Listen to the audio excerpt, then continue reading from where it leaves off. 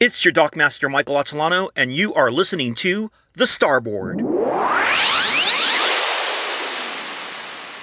The guest for this episode is Lydia Salett Dudley, who has a new single titled There's a Winner in You. Here to tell us the background story and to talk her new single, There's a Winner in You. Welcome aboard, Lydia Salett Dudley. Thank you so much. Thank you for having me. So let's talk about your brand new single release, There's a Winner in You. What's the background behind this song? Well, I actually have a really great story. So during COVID, basically, I worked for a CPA firm. I've studied music and everything. So during COVID, we could not come back to the office. But I have a friend who is a principal, who was a principal. She's retired now at a psychiatric center for teenagers. And so they lived there on the campus. They had school. They received all their treatment. It was sort of like a one-stop shop for any homeless, came to drugs, or it came to any type of trauma that the young people were experiencing from age 12 to 18. And I found out that they had no music at the school. So I went through all the process to become a substitute teacher. And she told me I can bring a music program in. And so what I did was I went in and I showed the kids inspirational documentary of other young people who had overcome great odds in life, and talked about people also like Steph Curry and different athletes. And then I had them write their own story. And then I would bring them beats in and tracks. They could select a track to do their music, and I would coach them. And then I would bring recording equipment to record them. And then at the end of the program, we did listening parties. And so my goal was just to inspire a couple of the kids and to really affirm them through music. And so everything they wrote or whatever music they came up or composed, it had to be positive. That was my biggest thing, and how to be a game changer. And so from that experience, begin to think about the young people that I worked with. And I'm like, I know it's hard. The road is hard, but there's a winner in you, and you're going to overcome, all of these pitfalls that you're dealing with. So that's kind of the backstory to my composition.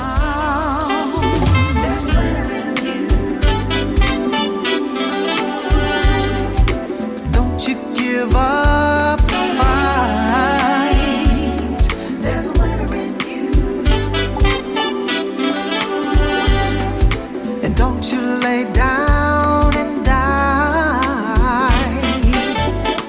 Can I win? Wow, that's an amazing backstory. And the reason why I say that is because I know how difficult it can be to insert something like music or anything like that into a program where maybe an area might not be as receptive to the Yes. idea as possible as like it is in other areas that have had it before. Yes, And so I know also that music's been taken away out of a lot of communities, that's especially right. those where there are affliction and the specific needs of the community that you probably walked into. Yes, exactly. And those teenagers, they were from the richest kid to the poorest. It was no separation. They were all dealing with similar issues that put them in that place. And I often feel like when I'm recording a song, or, I'm kind of intentional about the words that I say and the theme that I'm going for. I feel like when I'm in a booth singing, I'm singing to the world. And so what is it that I want to say? And so, most of those kids I'll never see again. So I just, really wanted to articulate what I thought of the kids that I worked with. First thing I noticed about your song, There's a Winner in You, is the tempo changes. So it starts off in a slower tempo. It's almost like you're reading a book, and then it swings into a whole different, like a groove. It does. So on my extended version, it picks up later.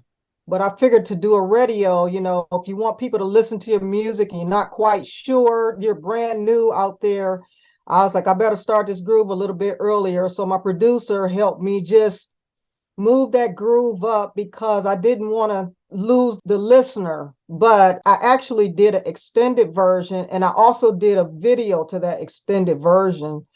And so it's kind of like two versions out there. Now that you mentioned the backstory behind There's a Winner in You, it makes sense of why you recorded Superstar.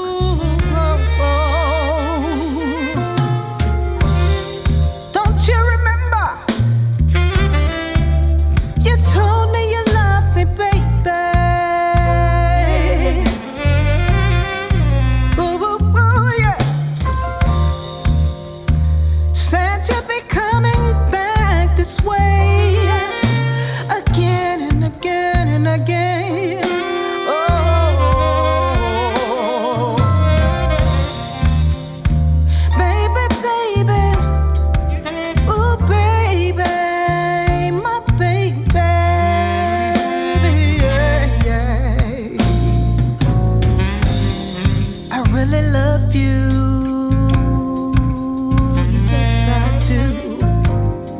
I really love you. Yeah, yeah. Superstar is not an original tune.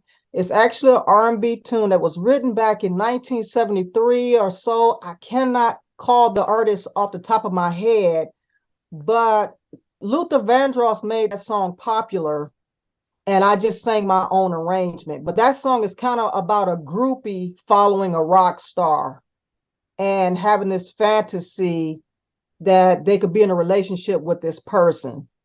So it's all about interpretation. When I sing or arrange a song, I may have just a different connotation when I'm expressing those lyrics. But yeah, originally it was about a groupie and a rock star. I believe Superstar was written by the Carpenters, You're exactly right. but your take on it is completely different than their version and Luther's version, in my opinion. I've written a couple of tunes, and it's always relational. I don't know. I just think about relationships that are very important, relationships that we need, and relationships especially that we need to survive and thrive. And so for me, music is just an expression. Everybody that does any type of artistic or writing, they have a life theme that portrays through whatever they're doing. And so for me, that's my life theme. Just enjoying your life, enjoying relationships, not missing out on valuable opportunities to make you a better person. It seems like also with where you're at with your music, I could just hear it in your speech and what you're saying, that you're at the point where you're helping influence others through your art. I am. And it's probably because that's how I started out. I was born in Cleveland, Ohio. My mother, she was the musician for our Baptist church that we went to. And, we had to be in a choir. We had to practice with her and my dad on Saturday night to make sure the hymns were done correctly and the tempo was right. And my parents both, as a matter of fact, my whole family, we really enjoy working with young people. My mother was a tutor in the Cleveland school system. And my dad, when he retired from his job, he also became a tutor in a public school system. And my brothers, they all work with young people. So it's kind of a family calling, I guess you could say. And so no matter what any of us are doing, that's kind of the heartbeat. I'm a little older now. I'll be 55 in a couple of months. And I just see the importance of young people having stability. And I want to be that example. And so it may not be mainstream, but the message, it transcends whatever may come and go. And so that's the goal. You listen to some songs that are just timeless. The message never changed, no matter what the culture does, no matter what age, what era, you're young, old, the message is critical. And so those type of lyrics are very much in my music. Let's talk about your beginnings as a musician. Okay, so my mom, she taught me and my brothers some basic piano lessons. Again, born in Cleveland, Ohio. And during the 60s, they had these race riots. They call them the Huff riots. And as a result, the neighborhood was devastated. And so the government came in and said, we're going to offer this music program, and it's only costs $1 per student. So my mother, she decided in 1968 to take up piano lessons, and that's when I was conceived.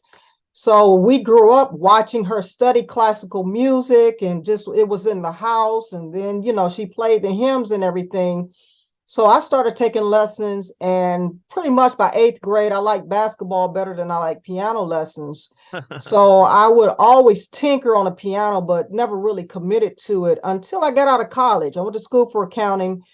And then when I got out of college, her teacher was still teaching. And I went to him and I said, do you think it's too late for me to be a performer? And he was a classical teacher, of course. And he told me, he said, yeah, he said, I really think you waited too late. You should have did it. And so I took his word as that was the final thing. The question didn't come to me again until 10 years later. So at the age of 35, I'm living in North Carolina.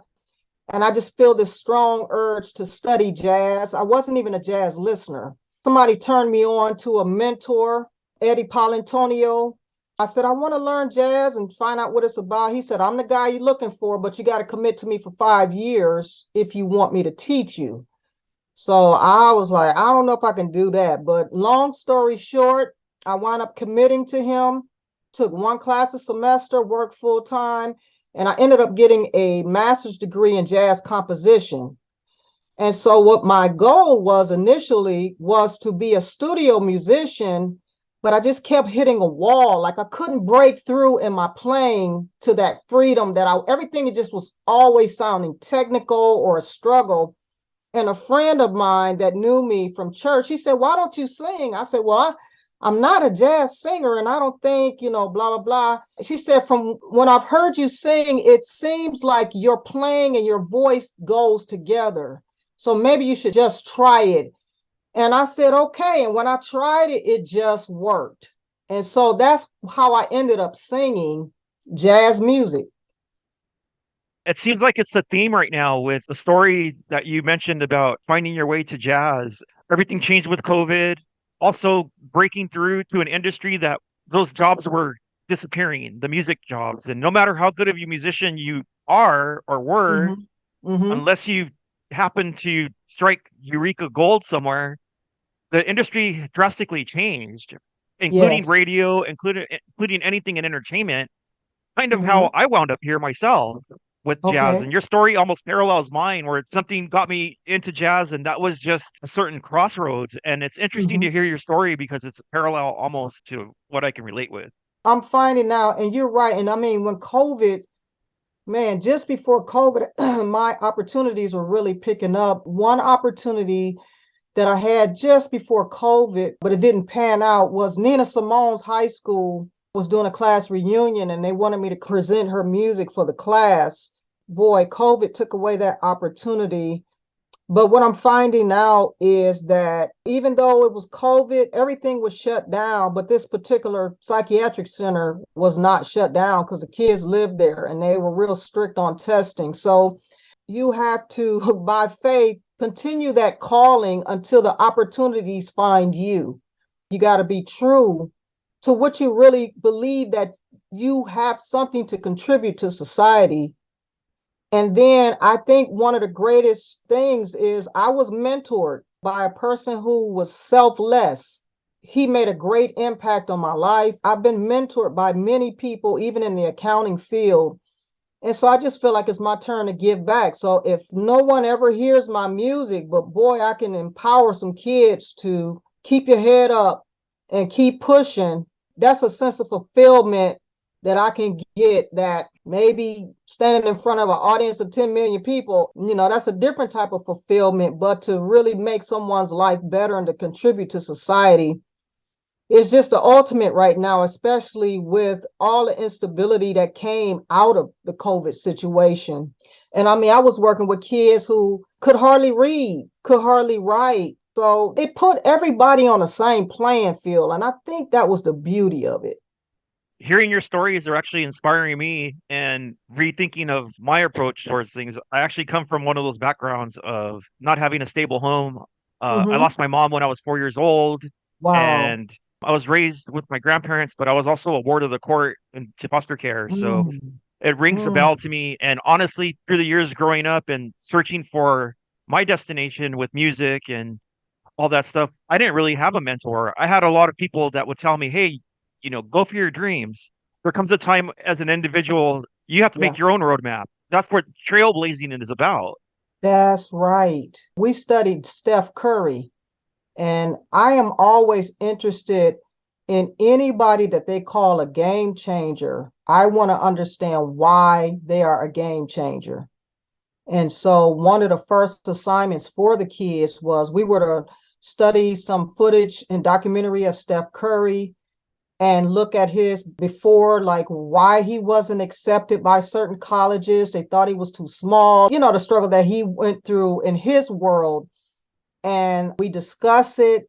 And then we talk about how can we be game changers in our world where we are? What would it take? And so those are some of the discussions that we really have. And just music is just a wonderful tool to bridge the gap, keep the discussion interesting, serious, but not too overwhelming. And the thing about it too, working at that facility, most of those kids were homeless or either they were in the foster system, but they were teenagers. So it was just like they were a little bit too old. People were kind of hesitant about taking them in. And the other challenge was every week a kid could be shipped somewhere else. So I just had to be quick on my feet to understand what the need was. And you can't reach them all because some people had outbursts. It kind of was an unpredictable thing. And then I had mental health specialists sitting in the classroom, and some of them were angry because they could not read, or, their expression came out as anger. But once you found something that they were interested in, you found out that they were open to learn. And then, the anger would die down. It's so many layers. I haven't studied music therapy or anything like that, but just from being around kids for a long time, you have to pay attention to your surroundings. If you're a musician and even if you're a performer, pay attention to the room. Okay, they're not responding to this. Do something that they'll respond, and then insert that positive message. So we got enough inserting negative messages. The reason I love jazz is because of the history of a people who found a way to communicate their heartache to the world. And I just think that history is so incredible that it should be shared. I think I'm in it more sometimes for the history of it and the story behind it, and the music is just the icing on a cake. As you're speaking, I feel like you're actually putting into words things that I haven't really realized until now. Actually, the music that opened my eyes when I was the word of the court was jazz music. There was a station Okay. called 94.7 The Wave. They had switched from, it was either rock and roll, and they switched to Okay. jazz. And at that time, there was a resurgence in smooth jazz music, 1991. Okay. And now that station has already switched formats again. But when you're Mm, saying a lot of these stories about the kids in their teenage years, it's really unfortunate that they're at that age where people don't want to work with them anymore. And I'm talking foster yes. parents and group homes because they're still at a very vulnerable age, and they're at that age where their hormones are changing. They have a lot of things that they don't have anybody guiding them. Very important Mm-hmm. things such as sexuality, anger, frustration. Mm-hmm. And so for someone like you to come in and just give them a glimpse of hope is really Yes. more than a blessing. I really commend you for doing that. Thank you so much. I'm looking to find a way to do it full time, and I still got to work my accounting job to pay these bills. But Yep. I'm just not gonna stress out. We just gonna take it one thing at a time. I'm working on another project. Hopefully, we'll be finished within like 3 or 4 months. I got a huge grant from the Chamber of Music America out of New York, and they were awarding female jazz band leaders. And I'd always felt this insecurity, like I wasn't good enough and I don't play as well. But the key thing that I'm finding out the older I get is it's okay to feel all those things, but just keep going.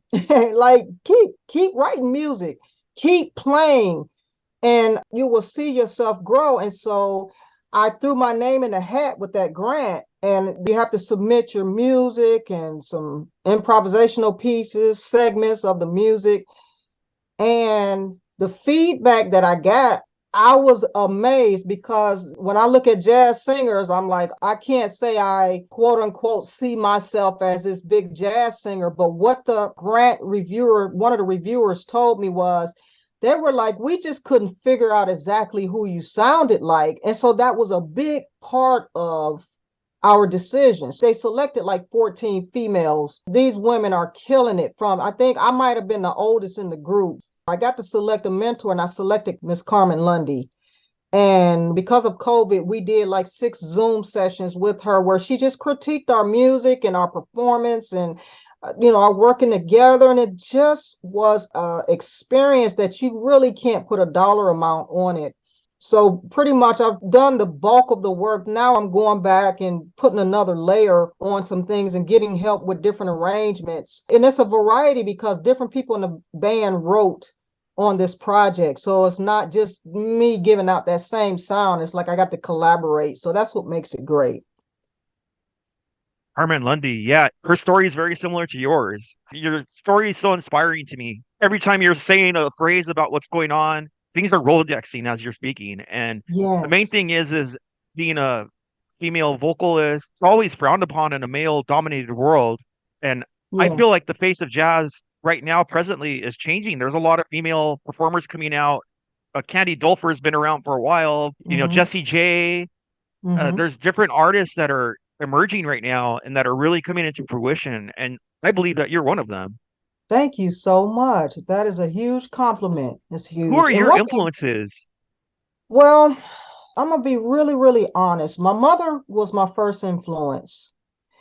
And then I have an oldest brother who is just incredible. He's more of a gospel singer. And then my mentors, man, my teacher, Eddie Palantonio. I mean, people saying, wow, Lydia, your chords sound like him. The way you hit the keys, you sound like Eddie. Dr. Stephen Anderson out of UNC Chapel Hill. Dr. Lenora Helm, who is an educator, jazz instructor at North Carolina Central University. I started the journey late, and I really had no expectations. Once I heard the history, I started a nonprofit and went to volunteer at a safe house, just telling the kids about the history of jazz. And I would tell them how Louis Armstrong's mom was a prostitute and he was in a detention center, and he learned how to play the trumpet and everything, and just able to see how those stories haven't changed. We still have those same situations. And I'm not a huge music listener. And I mean, I just fell in love with Carmen Lundy because I can feel and understand her music. Sometimes I'm more motivated by the message and then the music comes out, you know. Sometimes I do things a little bit backwards. But to me, I think that's kind of what makes you come up with your unique sound. Yeah, I can definitely tell you're influenced by basketball as well. Yeah. I'm sure there's other basketball players aside from Steph Curry that influenced you as well. Well, I'm gonna tell you a football story. My last year of college, Sam Ratigliano, who used to coach the Cleveland Browns, came to our university. He was from my hometown, and I needed money to finish school, and I didn't know how I was going to do it. So I was just going to join the military in 1990. But I said, I'm going to talk to him first. And when I talked to him, he said, don't join the military. He said, I don't have any scholarship money, but we'll see what happens. Well, long story short, by the end of the summer, he called me. He said, I have money for equipment manager for the football team. And so I got that scholarship, and basically more and more money came in from that scholarship. And that was how I was able to complete college. And at that time, I sang in the gospel choir there, but that was pretty much it. And the man who was my boss, he was the bus driver. And he was the one that told me that I really think you should try to become a musician for the choir. And so that's kind of how my journey started, of trying to play in public with other people, with other singers. So that football coach really gave me a boost. And I'll never forget that. Wow.